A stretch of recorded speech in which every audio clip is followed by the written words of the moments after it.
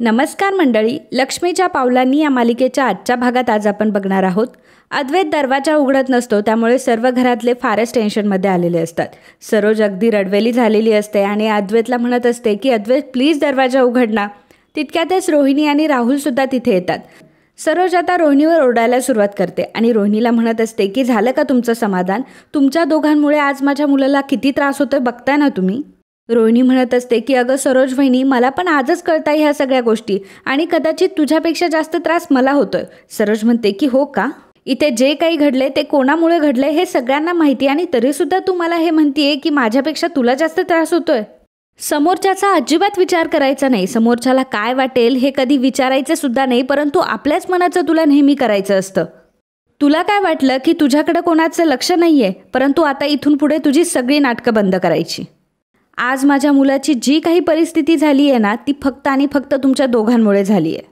अगं माझ्या अद्वैतला तर लग्न झाल्यापासून तू टोमणे मारत होती ना, परंतु त्याला त्याच्या मनाविरुद्ध लग्न करावं लागलं ना, हे फक्त तुझ्यामुळे. आणि काय म्हणत होतीस तू? हिऱ्यांची पारख करणारा तुझा मुलगा त्या खरे कुटुंबाला ओळखू सुद्धा शकला नाही. आणि तुझ्या मुलाचं काय ग? तू ओळखलंस का तुझ्या मुलाला? तुझा मुलगा कुठे जातो, काय करतो हे तुला माहीत होतं का? परंतु आज एक गोष्ट तर कन्फर्म झाली, ती म्हणजे तू आणि तुझा मुलगा कधीच चांदेकरांचे होऊ शकत नाही. अद्वैतला सुद्धा या गोष्टींचा प्रचंड त्रास होत असतो. तो घरातल्या गोष्टी इकडे तिकडे फेकायला सुरुवात करत असतो आणि म्हणत असतो की मला कसं कळलं नाही, प्रेमात मी एवढा आंधळा झाला होता की माझा भाऊ माझ्या विरुद्ध एवढं मोठं कांड करतोय हे मला कळलंच नाही. प्रॅक्टिकल विचार करणारा मी मुलगा एवढा कसा वाहवत गेलो.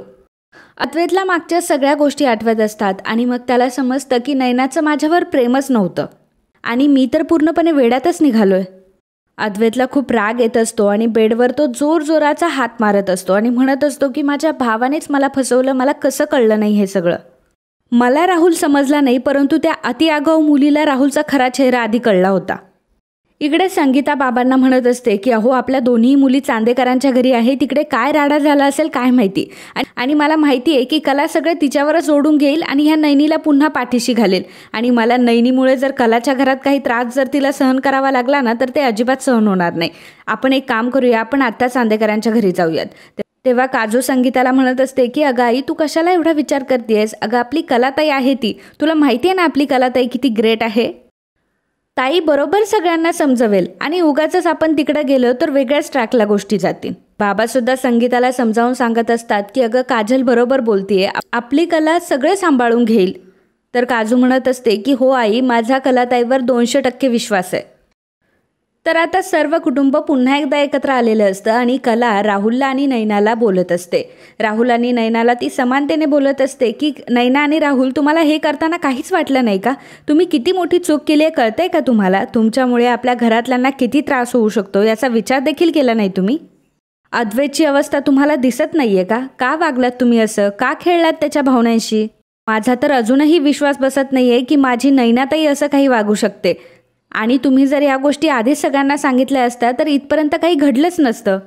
तुम्ही इतकी सगळी नाटकं केली. तेव्हा सरोज म्हणते की बस झालं, आता तुलाही जास्त नाटकं करायची काही गरज नाहीये आणि तुला यातलं काही माहीत नाही आहे असं म्हणूच नको. एखाद्याला किती पाण्यात बघायचं ना, हे फक्त कोणीतरी तुझ्याकडनं शिकावं. आधी एखाद्याला थोबाडात मारायची आणि मग नंतर त्याला लागलं का विचारायचं. आज माझ्या मुलाची जी काही अवस्था आहे ती फक्त पहिल्यांदा तुझ्यामुळे आहे ना, एवढं लक्षात ठेव. आबा आता सरोजला बोलू लागतात आणि सरोजला ते म्हणत असतात की सरोज, अजूनही या सगळ्या गोष्टीचा दोष फक्त सुनबाईला देतीये. अगं तिच्यामुळे तर या सगळ्या गोष्टी बाहेर आल्यात ना. सरोज म्हणते की माझा हिच्यावर कधी विश्वासही नव्हता आणि कधी नसेल सुद्धा. आणि आज जे काही घडलंय ना, तर हे सगळं खरे कुटुंबच माझ्या मनातून उतरलंय. कला असो, नैना असो, नाही तर तिची आई असो, माझा तर कोणावरच विश्वास नाहीये. मला तर फक्त एवढंच कळतंय की या सगळ्या गोष्टीमुळे माझ्या मुलाची फसवणूक झाली आहे आणि अशा माणसांना या घरामध्ये अजिबात जागा नाही. आणि तुमचं जर आता सगळं झालं असेल ना, तर चला निघा इथून.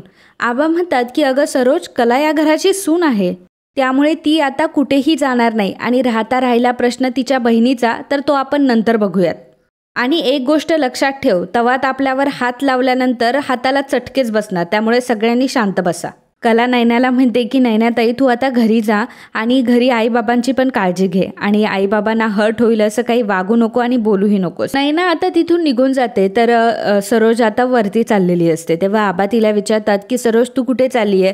सरोज म्हणते की मी माझ्या मुलाकडे चालली आहे कारण माझा मुलगा एकटा आहे. आबा म्हणतात की कधी कधी एकटं राहणं सुद्धा चांगलं असतं. तू आता फक्त त्याला त्याचा वेळ दे, तो आपोआप सावरेल या सगळ्या गोष्टीतून. कला मनात विचार करत असते की खरं तर अद्वैत वरती एकटाच आहे. त्याच्याशी आत्ता कोणीतरी बोलण्याची खूप गरज आहे. काय करू मी. इकडे नैना घरी आलेली असते. नैनाला बघितल्यावर संगीता विचारत असते की नैने अगं कला कुठे, माझी कला कुठे. तेव्हा नैना म्हणते की बस झालं हा मम्मा, म्हणजे मी इथे उभी आहे हे तुला दिसतच नाही आहे का. प्रत्येक वेळी तुला कलाचंच पडलेलं असतं का. हे सगळं माझ्या बाबतीत घडतंय ना. आता यापुढे माझं कसं होणार, काय होणार याचं कोणालाच पडलेलं नाही आहे. सगळ्यांना पडलं आहे तर ते फक्त कलाचं. संगीता म्हणते की हो, तुझं कोणाला काही पडलेलंच नाही आहे कारण स्वतःच्या पायावर तू स्वतःने धोंडा पाडून घेतलायस. आम्ही तर तुला हे दिवे नव्हते लावायला सांगितले ना, त्यामुळे मला माझी कलाच दिसते. अगं तुला तळहाताच्या फोडाप्रमाणे जपलं, तुझ्यासाठी इतकं केलं, परंतु तुला त्याची कधीच कदर नव्हती. मला सुद्धा तुझी काळजी होती, परंतु तेव्हा जर तुला वळण लावलं असतं ना तर आता तू असं केलंच नसतं. माझंच सगळ्या गोष्टी चुकल्याय. प्रत्येक वेळी घडी नेहमी तू विस्कटायची आणि माझ्या कलेने ती जाऊन बांधायची. नैनाला बोलून आता सरोजला फार त्रास व्हायला लागतो. तेव्हा काजू म्हणत असते की आई तू का स्वतःला त्रास करून घेतेय. तुझ्या बोलण्याचा तिच्यावर काही परिणाम होतोय का. नाही होते ना.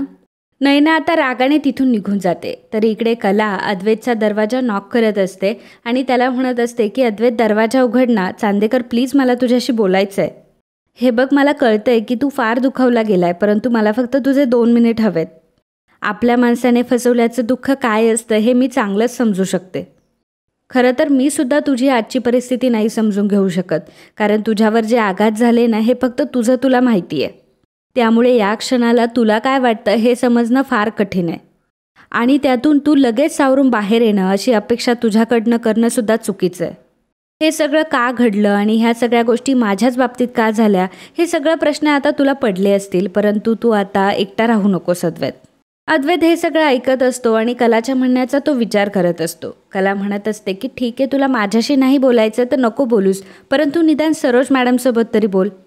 हे सगळे विचार मनात ठेवून कुडत राहू नकोस. तू ऐकतोयस ना माझं. अद्वैत काहीही उत्तर देत नाही. त्यामुळे कला म्हणते की ठीक आहे, येते मी.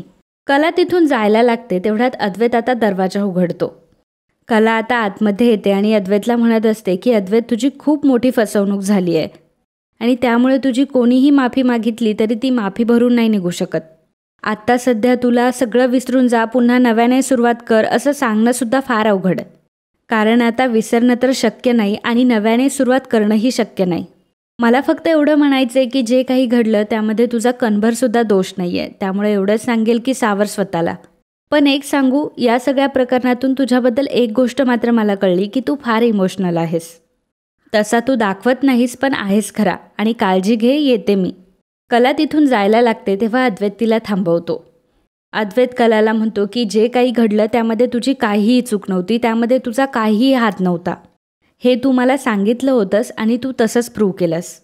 कॉंग्रॅच्युलेशन असं म्हणत तो कलाशी हात मिळवतो. तर कलाने सुद्धा हात मिळवलेला असतो आणि कलाला छान वाटतं. मित्रांनो, आजचा हा भाग इथेच संपतो. पुढील भागात आपल्याला बघायला मिळणार आहे. अद्वैत आता घरच्यांना म्हणतो की चूक आपल्याकडनं झाली आहे म्हटल्यावर चूकसुद्धा आपल्यालाच निस्तरावी लागणार. नैना प्रेग्नंट आहे, त्यामुळे ही गोष्ट कोणाला कळण्याच्या आत आपल्याला नैनाचं आणि राहुलचं लग्न लावून द्यावं लागेल. कला अद्वैतला म्हणत असते की थँक्यू सो मच. एवढं सगळं झाल्यानंतर सुद्धा तू माझ्यावर विश्वास ठेवला. तितक्यातच सरोज येते आणि सरोजने ही गोष्ट ऐकलेली असते. तिला म्हणत असते की आपल्याला लवकरात लवकर नैनाच्या आणि राहुलच्या लग्नाबद्दल बघावं लागेल.